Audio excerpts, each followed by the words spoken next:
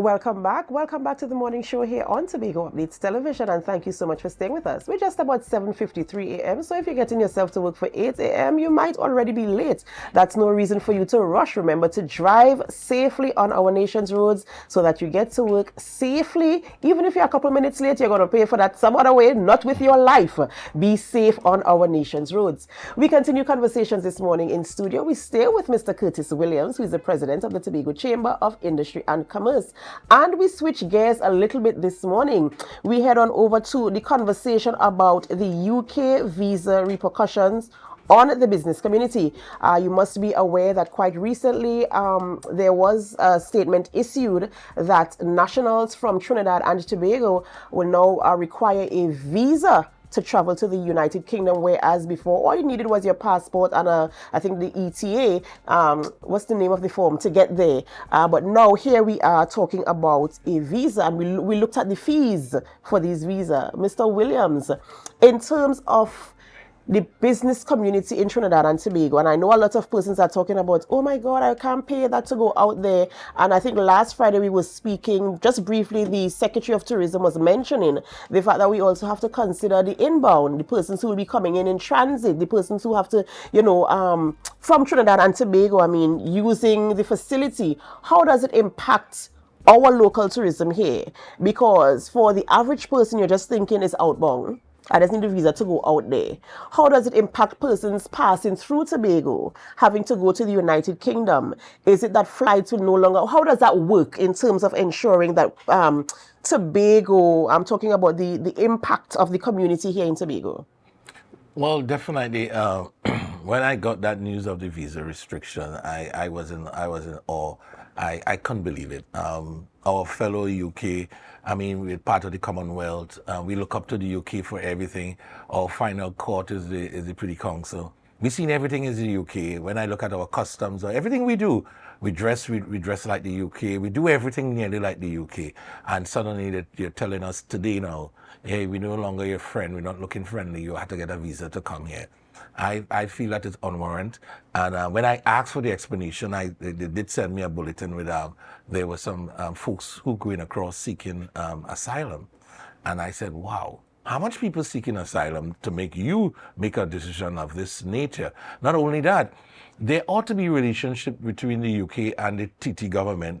I really need to see the High Commissioner, because we normally meet these guys and we have conversation with them about business and so forth.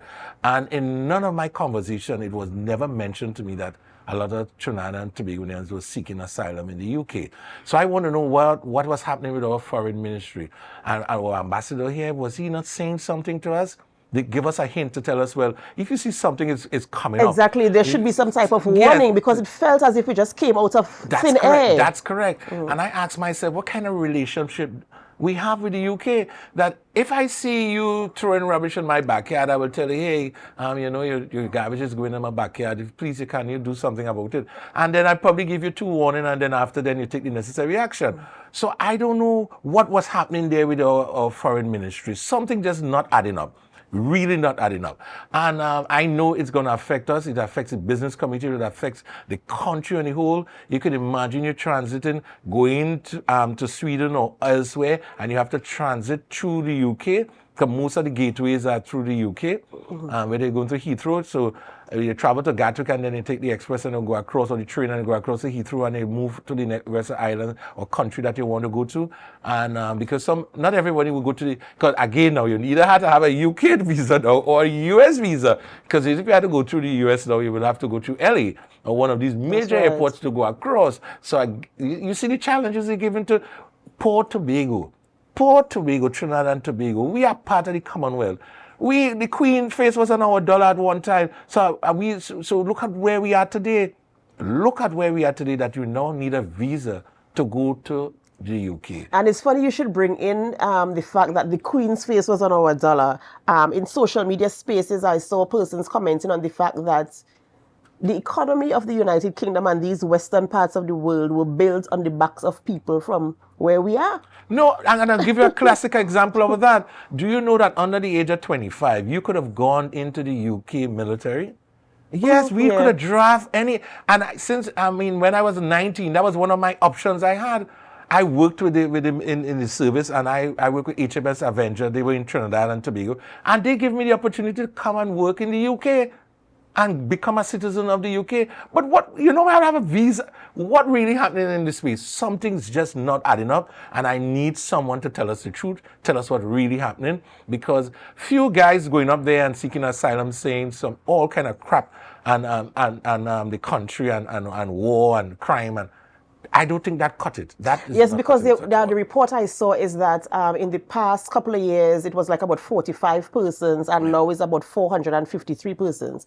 But when you look at the population of the United Kingdom, when you look at all the other persons who come into the United Kingdom, seeking asylum or otherwise, 453 persons out of 1.4 million people. I mean, is that enough to motivate that type of decision? That's And correct. I rightfully said there must be something in the mortar more than the pestle. Correct. And so, I mean, I feel as if a conversation needs to be had. And I know that they said that there was a conversation after the announcement to review the process. They said that the process is going to be under review. But how soon is the process going to be under review? And what exactly is going to be reviewed? Because I don't feel as if, I could be wrong, I don't have the facts, but getting to the stage of saying I fed up and all, just had to get a visa to come here without any prior warning, unless there was a warning that we were not aware of. And that's exactly what I'm saying. They ought to have conversation, because we in the business community, we do have conversation. The U.S. Embassy, we do have UK High Commissioner. We even have a local rep here, Mr. Moore said. He's the local rep for the UK High Commissioner office. And you must understand that these folks have conversation. It don't happen overnight. And if the numbers was increasing, so yeah, 1 year we increased to 100 and something, I don't think it's just within 1 year we just get 400 people run into the UK and say seeking asylum.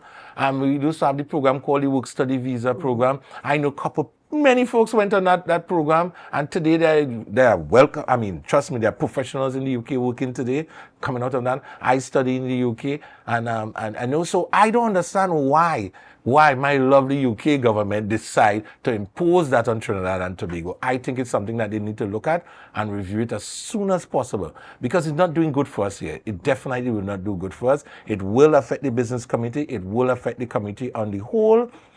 Paying more for the visa, and again traveling to the UK for court, and because the highest court of the land is the Privy Council. That's right. And you need to travel at times.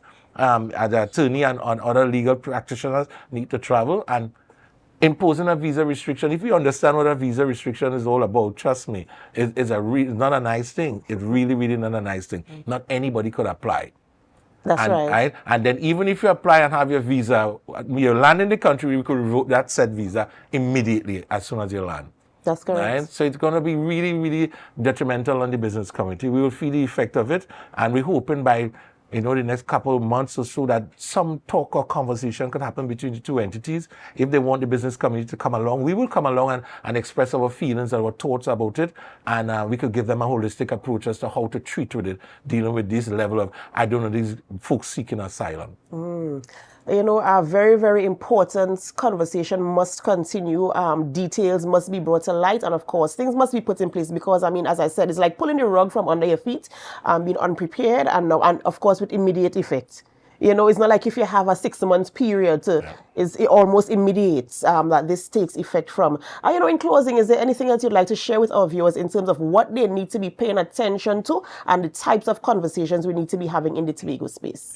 Well, we have the game changers we all spoke about, which is the airport now, and I think that it's high time now. The Prime Minister spoke about unity. It's high time now somebody get off their high horse, and Tobago and Trinidad have some serious conversation going ahead as to what we really want in Tobago and how we can achieve it. We know everybody right now in the political space now, because it's election time, but we still have to concern about the people. We still have to live, right?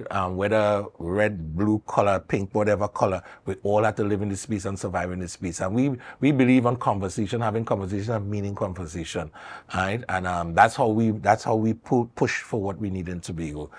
Today is my last day of service in the chamber. My office in the Tobago division ends today, tomorrow actually. We have elections tomorrow, and we will have a new executive. And I keep my fingers crossed if I will be retain my chairmanship. But we will have a new executive coming up from tomorrow. Definitely at 5 o'clock we'll have our election, and where we will install a new executive.